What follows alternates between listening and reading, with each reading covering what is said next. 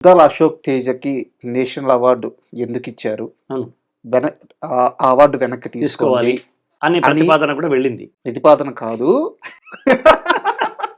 అంటే నేను కాస్త ఇక్కడి నుంచి నేను కాస్త మా నాన్నలాగా కొంచెం నమ్రత, మా అమ్మలాగా ఇక్కడి నుంచి మన సౌత్ నుంచి లెటర్ వెళ్ళింది. వెళ్ళింది. అది ఒక గ్రూప్‌గా ఏర్పడి.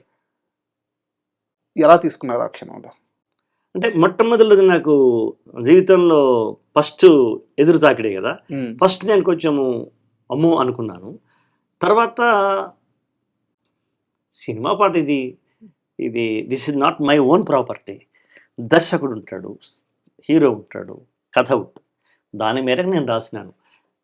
ఇట్లా ప్రతిపాదన వెళ్తుంది. అనేక మంది వేరే వేరే రకాలుగా పత్రికల్లో మాట్లాడుతున్నారు. కొంతమంది ఫోన్ చేసి మాట్లాడుతున్నారు. అది ఇదని మాట్లాడుతున్నారు. నేనేమి మౌనంగా ఉండిపోయాను నేను. మౌనంగా ఉండిపోయాను. ఇప్పుడు నేనేంటో నాకు తెలుసు.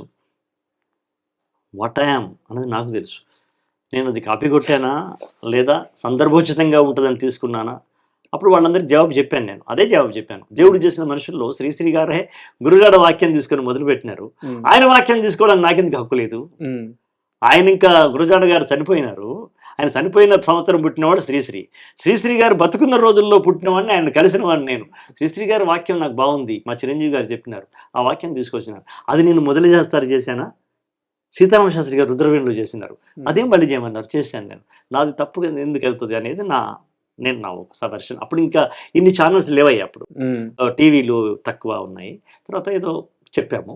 నాకు సపోర్ట్గా నారాయణ రెడ్డి గారు మాట్లాడారు. విఏకే రంగారావు గారు ఉన్నారు ఒక ఆయన కూడా మాట్లాడారు. నారాయణ రెడ్డి గారు మేరు పర్వతమే మీ పక్కన ఉంటే ఇంకెవరేం చేస్తారు? ఆయన నారాయణ రెడ్డి గారు ఏమన్నారు తెలుసా? శ్రీశ్రీ పల్లవి అనేది